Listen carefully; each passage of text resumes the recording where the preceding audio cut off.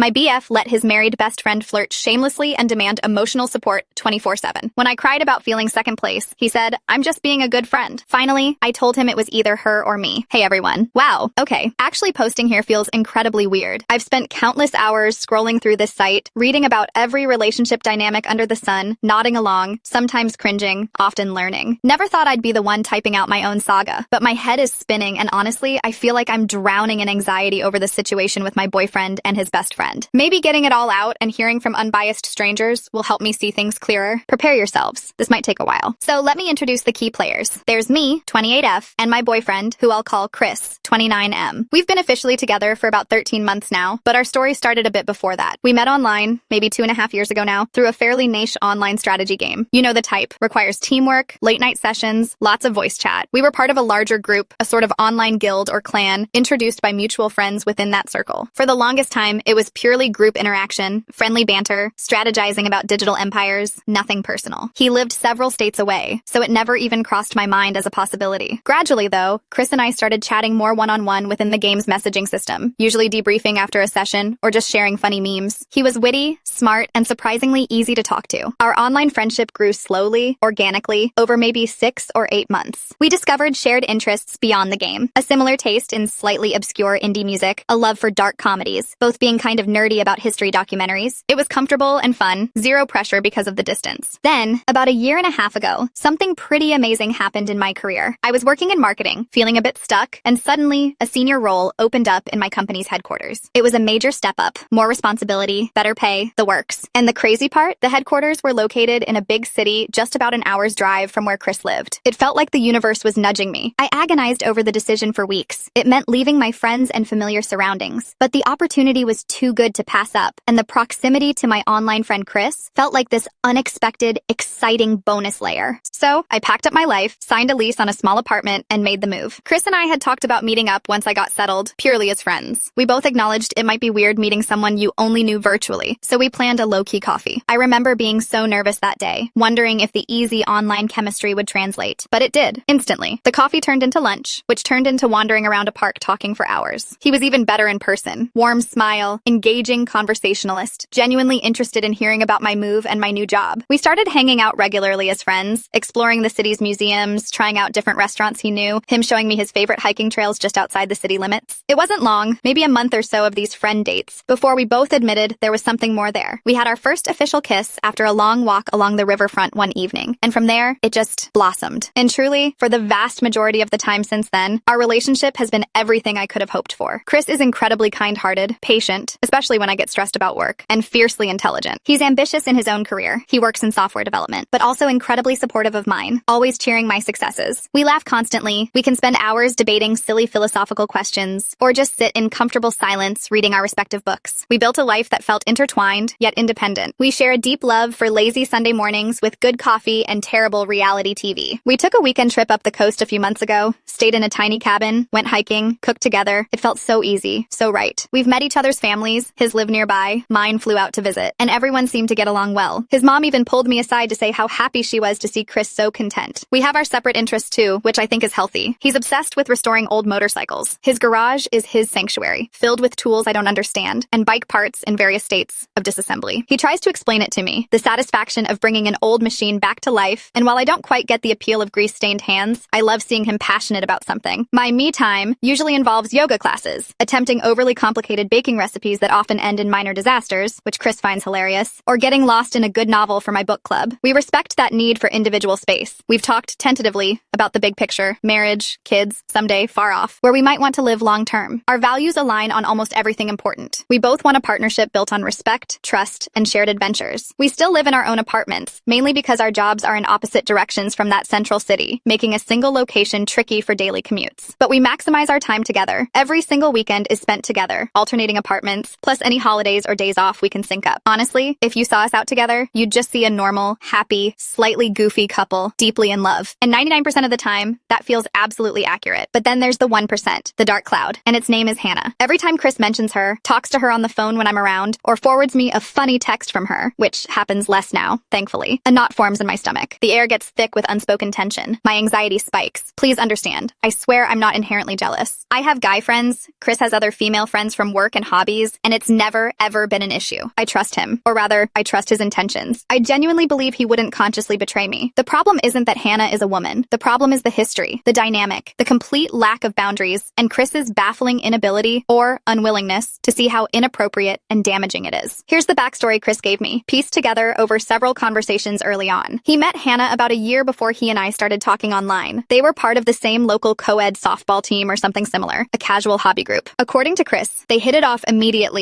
with intense banter. He described it as electric, tons of flirting, inside jokes heavy with innuendo, that constant hum of, will they or won't they? He admitted, quite openly back then, that he fell for her pretty hard. He thought she felt the same way, based on how she acted towards him. He was single, genuinely smitten, and starting to envision something real developing. The record scratch moment came when, after several months of this intense flirtation, Hannah casually mentioned her husband. And then, almost as an afterthought, her 2 young kids. Chris told me he was floored. Apparently, she'd never brought them up before, despite their frequent and often personal conversations. He said finding out she was married with a family instantly doused any romantic aspirations he had. He insisted he told her then and there that anything beyond friendship was impossible, that he respected marriage and wouldn't go near that line. I believe that part. But here's where it goes off the rails. He didn't stop the behavior. The intense emotional connection, the constant communication, the flirty banter, which he now frames as just their established way of talking, the role he played as her primary confidant, all of that continued, apparently unchanged. When I first gently probed this early in our relationship, asking if it felt weird to maintain that level of flirtatious intimacy with a married woman who he'd had feelings for, he gave his standard justification. He was single at the time they established that dynamic, she was the one who was married, and he knew he wouldn't cross a physical line. So what was the harm? He genuinely seemed to believe that as long as his intentions were platonic, post-discovery, the actions didn't matter. It was like he compartmentalized it completely. I remember feeling uneasy even then, thinking it showed a strange lack of judgment or empathy for her husband, but I was falling for Chris, and he was so reassuring about us, so I let it slide more than I should have. Then he met me, we fell in love, and the rest should have been history. But Hannah remained history and present. My issue isn't just the history, it's the ongoing reality. Chris acts like Hannah's personal emergency service, her emotional support, husband on demand. Her marriage to Mark, the husband who's apparently in international logistics and travels frequently for long stretches, is portrayed via Hannah's reports to Chris as perpetually teetering on the brink. They married young due to the first pregnancy, and according to Hannah, it's lacked passion and connection for years. Every marital spat, every perceived slight from Mark, every lonely evening when he's away, Chris gets the tearful phone call or rapid-fire texts, and he always answers. He drops what he's doing, whether it's spending time with me, working on his bike, or just relaxing to tend to her emotional needs. It goes way beyond just listening. I found out accidentally about the money thing. We were looking at his online banking together once, planning a budget for our weekend trip, and I saw a couple of recurring transfers labeled Hannah Help. When I asked, he got awkward and admitted he'd sent her money a few times when she was short before payday or when she complained Mark was being tight with finances. He insisted it wasn't much, maybe $100 or $150 here and there, and tried to brush it off as just helping a friend. But it felt weirdly intimate and secretive, especially since he hadn't mentioned it. Then there's the voice recording incident. He told me about this one himself, thinking it was just a funny, quirky anecdote. Apparently, during one of Mark's longer trips abroad last year, Hannah claimed she was having terrible insomnia and anxiety. She told Chris his voice was calming and asked if he could record himself talking about anything, his day, a story, whatever, so she could listen to it to fall asleep. And he did it. He recorded multiple long audio files on his phone and sent them to her via their messaging app. He seemed to think it was just a slightly eccentric act of kindness for a friend struggling. I remember just staring at him, speechless, trying to process how incredibly inappropriate that felt, how boundary crossing it was, but he didn't seem to grasp it at all. He's her sounding board for everything intimate she feels is lacking in her marriage. She complains to him about lack of affection, lack of sex, lack of appreciation from Mark. Chris listens patiently, offering sympathy and advice. And the creepiest part? Sometimes she apparently messages him saying she's feeling unattractive or down and asks him to cheer her up by flirting with her or telling her suggestive jokes like they used to. He admitted to me, when pressed hard during one argument, that he had done this occasionally early in our relationship, framing it as just jollying her along because she sounded so miserable. He claimed he'd stopped initiating it, but sometimes still responded vaguely if she pushed. He genuinely seemed to think this was a harmless way to maintain their unique friendship, compartmentalized from his feelings for me. Her reliance is absolute. Problems with her kids? Calls Chris. Disagreement with her sister? Calls Chris. Can't figure out a tech issue? Calls Chris. Needs validation that she's still attractive after Mark makes an offhand comment? Texts Chris. He's her go-to for emotional regulation, practical advice, validation, and apparently simulated intimacy. He seems to derive a significant sense of self-worth from being her indispensable white knight, the one person she can always count on. Again, supporting friends is good,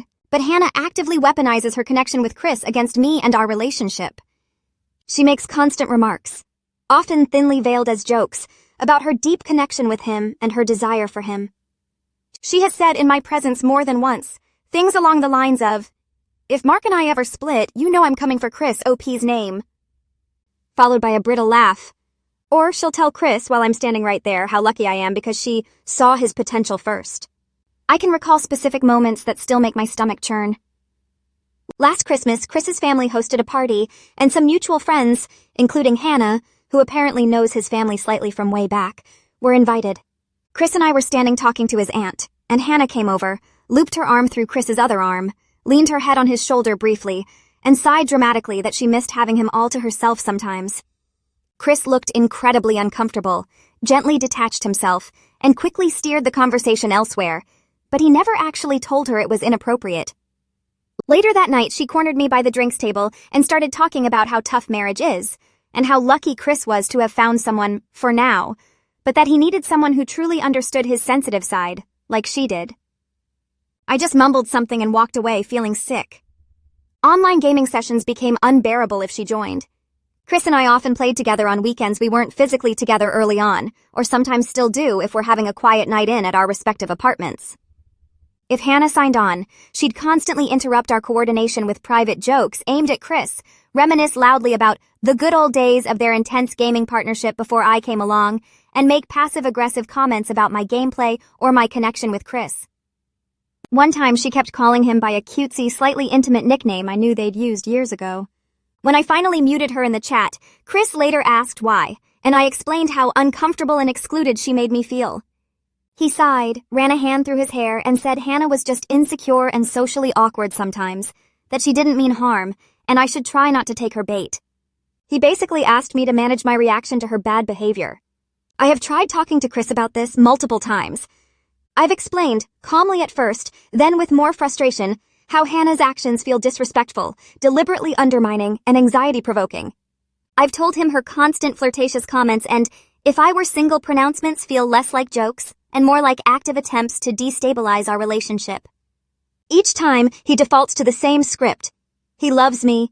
He chose me. His romantic feelings for Hannah are long dead, since finding out she was married.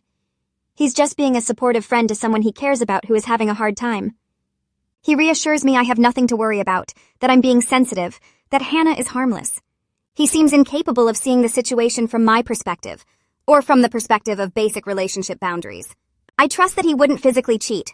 I really, truly believe that. But the emotional intimacy he reserves for her, the way he prioritizes her needs, the secrets, like the money, the shared history he allows her to constantly invoke, it feels like a profound betrayal in itself. It's like there's a section of his emotional landscape cordoned off for her, a space I'm not allowed into, and that she actively guards. I don't trust him when he's interacting with her because his judgment seems compromised, and I don't trust her one single bit. Everything she does seems calculated to keep him enmeshed and to make me feel insecure. There was one particularly bad argument a few months ago after the Christmas party incident. I was upset and he got defensive. He threw out the line almost bitterly, asking if I just wanted him to cut her off completely, to just ghost his friend. The implication was clear, that I would be forcing him to be cruel, that I was being that controlling girlfriend. And shamefully, I flinched. I backed down. I said no, that wasn't what I wanted, because the societal narrative about the jealous girlfriend is so strong, and I desperately didn't want to be her. I tried again to explain it was about boundaries, about her behavior and his enabling of it. But the conversation fizzled out into reassurances from him and simmering resentment from me. He has, on rare occasions, made feeble attempts to deflect her when she's particularly blatant in front of me, a quick, awkward, "Okay, Hannah, anyway," before changing the subject, but it's inconsistent and weak. It feels like he's so used to her behavior, or so afraid of confronting her directly, that he just lets most of it wash over him, especially when it's just texts or calls between them, which feels like tacit approval. Is he naive? Is he conflict avoidant? Or does some part of him enjoy being the object of her fixation? I hate thinking that, but the question lingers. And Mark, the husband? He's away so much. It's the perfect setup for this kind of emotional affair to flourish. I'm almost certain he has no idea about the true nature and intensity of their connection. He probably thinks Chris is just the nice, helpful friend Hannah portrays him as. If he knew about the constant late-night calls, the intimate confessions, the flirting she demands, the voice notes, the money transfers, could any husband be okay with that? It feels like Chris is participating in a deception, not just against me, but against Mark too. Chris is, in so many ways, my person. The thought of losing him is devastating. He's the man I pictured building a life with, minus this one, enormous glaring issue. But the Hannah situation is like a cancer in our relationship, slowly poisoning the trust and intimacy we've built. It makes me doubt everything. Are we strong enough to withstand this? Is his need to be her savior fundamentally incompatible with a healthy partnership with me? Am I destined to always feel like the third wheel in their weirdly codependent dynamic? The anxiety is becoming overwhelming. I have trouble sleeping sometimes, replaying incidents in my head, imagining conversations. I confided in my sister Eva about it a while back. She was furious on my behalf. She told me Chris wasn't being a friend. He was being an emotional crutch and enabling Hannah's disrespect, and that I needed to demand better for myself. My best friend, Maya, was more cautious, advising a direct, non-negotiable boundary-setting conversation, but acknowledging the risk it might blow up. Writing all this down, seeing the sheer volume of incidents and inappropriate behavior laid out makes it painfully clear. I can't keep living like this. I can't keep swallowing my anxiety and discomfort to avoid being labeled controlling. My feelings are valid. The situation is unacceptable. I need to have a real conversation with Chris, lay all my cards on the table, and set a firm boundary. It feels terrifying because it might mean the end of us. But staying in this situation, feeling constantly undermined and anxious, isn't sustainable either. It's likely going to come down to him choosing a healthy relationship with me or maintaining this toxic, boundary-less connection with Hannah. I need to prepare myself for either outcome. This weekend, we need to talk, properly. No more backing down. Update 1. Okay, so the talk happened. It was Saturday evening. It was draining, exhausting, and probably the hardest conversation I've ever had. But we had it. Thank you truly to everyone who commented or sent messages after my original rambling post. Knowing I wasn't crazy, that my feelings were justified, gave me the strength I desperately needed to see this through without backing down. I asked Chris on Friday if we could set aside Saturday evening, turn off our phones, and just talk, really talk, about the Hannah situation. He agreed immediately, though his expression was apprehensive. He knew this wasn't going to be a casual chat. I spent most of Saturday mentally preparing, going over my points, trying to anchor myself in the knowledge that my needs mattered, regardless of how he might react. We sat down on the sofa in my apartment after dinner. I started by telling him how much I loved him and valued our relationship, but that the situation with Hannah had become unbearable and was causing me significant pain and anxiety. I then, calmly but firmly, laid out everything I'd been feeling and observing. I didn't raise my voice, but I didn't soften the message either. I described specific incidents, the Christmas party comments, the gaming session interruptions, the if I were single remarks, the voice notes, the money transfers, the constant late-night calls he took. I explained why these things were hurtful. They felt disrespectful to me. They undermined our relationship. They blurred boundaries. They made me feel insecure and secondary. I explicitly used the term emotional affair, explaining that even without physical infidelity, the level of intimacy, reliance, and secrecy involved felt like a profound betrayal of the trust a partnership requires. I told him it felt like he was allowing her to claim a part of him that should belong to our relationship. I emphasized how her behavior was actively hostile towards me, and how his failure to establish firm boundaries felt like he was choosing her comfort over my well-being and the health of our relationship. I told him I felt he was consistently naive about her motives and the impact of his actions. His initial reaction was, as predicted, defensive. He brought up her troubled marriage, his long history with her, his inherent desire to help people in need. He mentioned his parents' difficult divorce again, suggesting maybe it made him hypersensitive to others' pain and overly responsible for fixing it. He initially pushed back hard on the emotional affair label, insisting his intentions were purely platonic now, that he was just being a supportive friend. He tried to argue that I was misinterpreting Hannah's awkward social cues and that she didn't mean to be malicious. He repeated that he loved me, that meeting me changed everything regarding any past feelings for her. But I didn't back down this time. Every time he offered a justification, I gently but persistently steered it back to the impact on me and our relationship. I didn't argue about his intentions. I focused on the consequences of his actions. When he said he was just being supportive, I asked if supporting one friend should come at the cost of hurting his partner.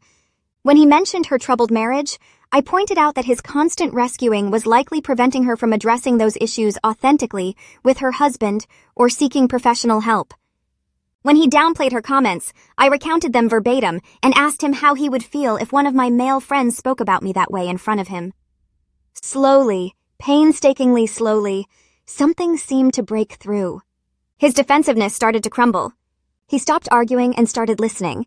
When I described the feeling of hearing his muffled voice on the phone with her late at night while I was lying next to him, he flinched. When I detailed how her comments at the Christmas party made me feel small and temporary, he looked genuinely ashamed. He eventually admitted he hadn't fully considered the situation from my perspective. He conceded that continuing the old patterns of communication, even passively receiving the flirting, was inappropriate and disrespectful given our relationship. He acknowledged that providing that level of constant, intimate emotional support, especially the parts kept secret, like the money, crossed a line. He finally, reluctantly, agreed that it fit the description of an emotional affair, even if that wasn't his conscious intent. He swore again, looking me straight in the eye, that nothing physical had ever happened or ever would, and that his romantic feelings were truly gone, but he understood why I felt betrayed by the emotional intimacy he'd allowed. After a long silence, he looked utterly defeated and asked me, his voice low, what I needed him to do. This was the moment. Taking another deep breath, I told him clearly and unequivocally. I needed him to cut Hannah out of his life. Completely. No contact, no exceptions, no gradual fade out. I explained that I couldn't heal, and we couldn't rebuild trust, as long as she remained a presence in his life, testing boundaries and pulling focus. I told him I needed to know without a shadow of a doubt that he was prioritizing us. I said I couldn't be in a relationship where I constantly felt I was competing for my partner's emotional energy and loyalty with another woman, especially one who actively disrespected me. I reiterated that this wasn't about controlling him. It was about needing a safe and respectful relationship, and her presence made that impossible. He sat there for what felt like an eternity, just looking at his hands. Then he nodded slowly. He said he understood. He said he would do it. He told me he would end all contact.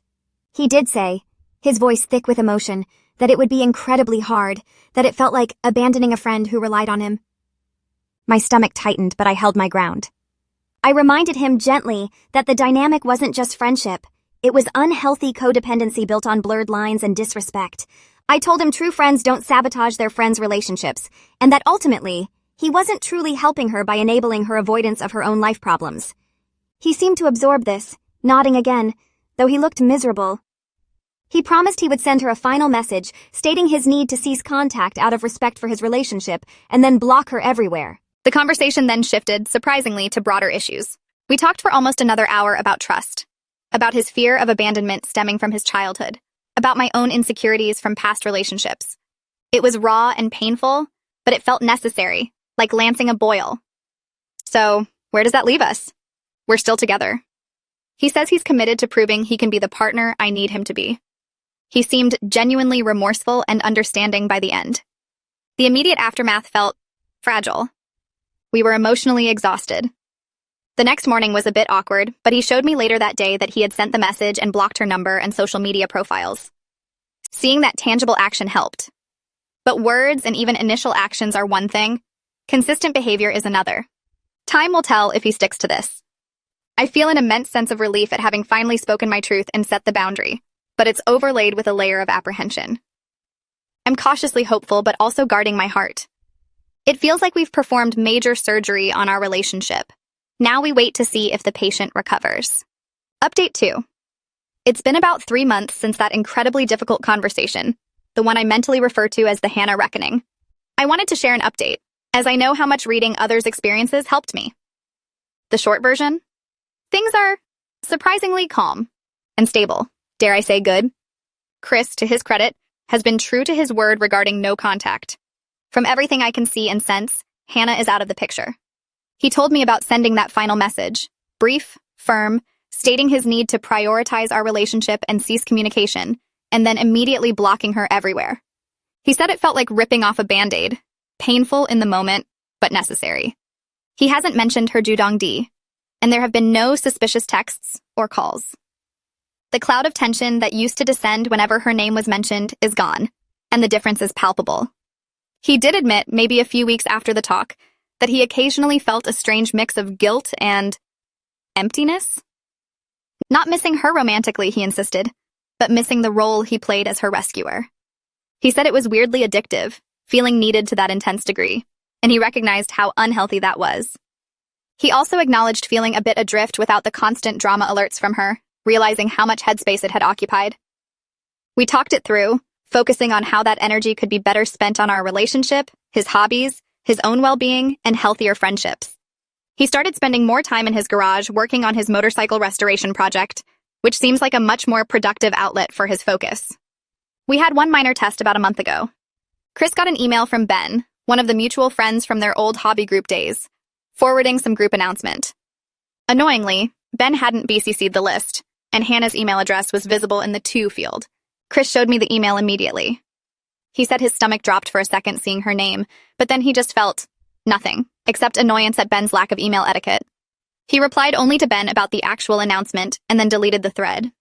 He didn't feel any urge to engage further or even think about it much. His transparency in showing me right away and his calm reaction felt like a significant step in rebuilding trust. We also heard indirectly, through Sarah, the mutual friend I mentioned before, that Hannah had apparently been complaining to others about Chris abandoning her during a difficult time presumably being her baseline state. Sarah mentioned Hannah seemed quite bitter, but hadn't tried to push Sarah into relaying messages again after Chris shut that down initially. Hearing this just solidified our feeling that cutting contact was the right move. It seemed Hannah's narrative was entirely self-serving, with no acknowledgement of her own boundary-crossing behavior. The most significant change, though, has been in us. Our communication has improved dramatically. Having ripped off the Band-Aid on the Hannah issue seemed to make it easier to talk about other, smaller things. We had a disagreement a few weeks ago about weekend plans. Nothing major, just conflicting ideas. In the past, it might have escalated into defensiveness or passive aggression. This time, we actually sat down, listened to each other's perspectives, acknowledged the other's feelings, even using some "I feel X when Y happens" language we discussed trying after the big talk, and found a compromise relatively easily. It felt like a breakthrough. The relationship just feels lighter, more joyful. We laugh more easily. We connect more deeply. We spend our weekends enjoying each other's company, hiking, cooking together. I'm still a disaster. He's still amused. Exploring little towns nearby, having marathon movie nights, without that undercurrent of anxiety or the looming possibility of a Hannah-related interruption. It feels like our relationship, not a triangle. Is the trust fully restored? Maybe not 100% yet. Deep wounds take time to heal, but it's getting there. Chris's consistent actions, his transparency, his willingness to discuss his own patterns, like the need for validation through rescuing, and his focus on us are all rebuilding that foundation, brick by brick. The cautious optimism I felt after the talk is growing stronger. It feels like we face the biggest threat to our relationship, and at least for now, we've come through it. Update 3. Hi everyone. It's been a full year now since the Hannah reckoning, and it feels like a lifetime ago in some ways.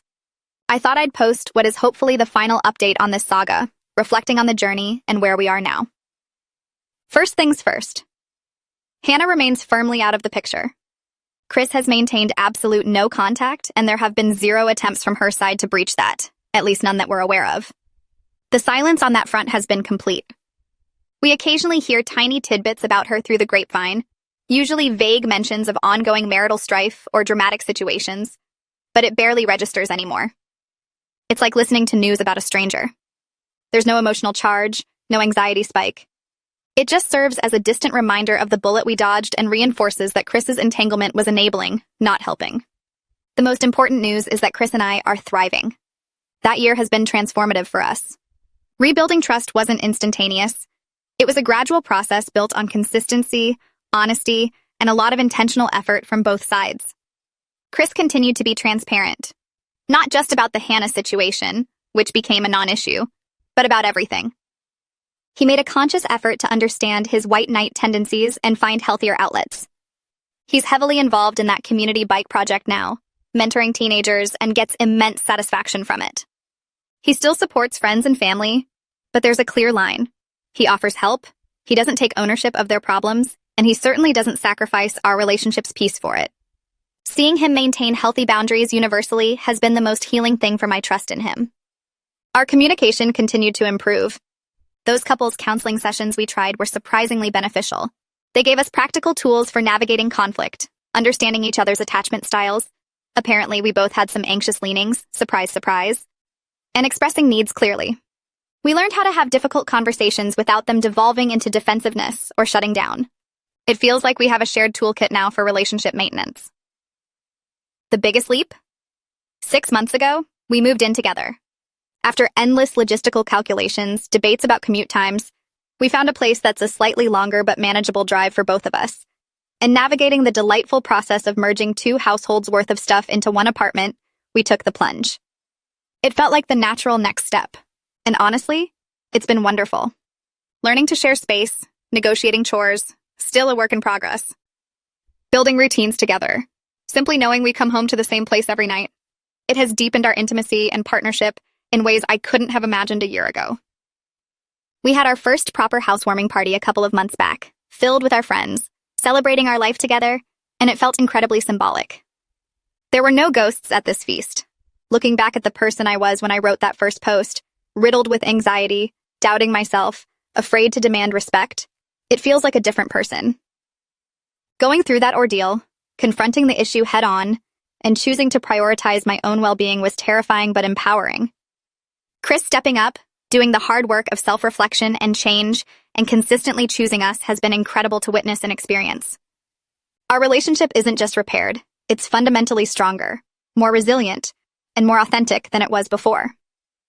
We can now talk about long-term plans, serious discussions about finances, career goals, even where we might want to travel next year, with a sense of shared purpose and security that simply wasn't possible when the Hannah situation was consuming so much oxygen. It was a hard, painful road, but it led us here, to a place of genuine trust, deep love, and quiet stability. For anyone reading this who might be in a similar situation, tangled up with a partner's inappropriate friendship, please trust your instincts. Your feelings are valid. Setting boundaries is not being controlling. It's essential for a healthy relationship. It might force a crisis, it might lead to an ending, but it might also clear the path for something far better, either with your partner stepping up or on your own. Don't settle for feeling like a guest star in your own relationship. Thank you all, again, for listening and offering perspective way back when. It made more difference than you know. We're happy, we're solid, and we're looking forward to building our future together.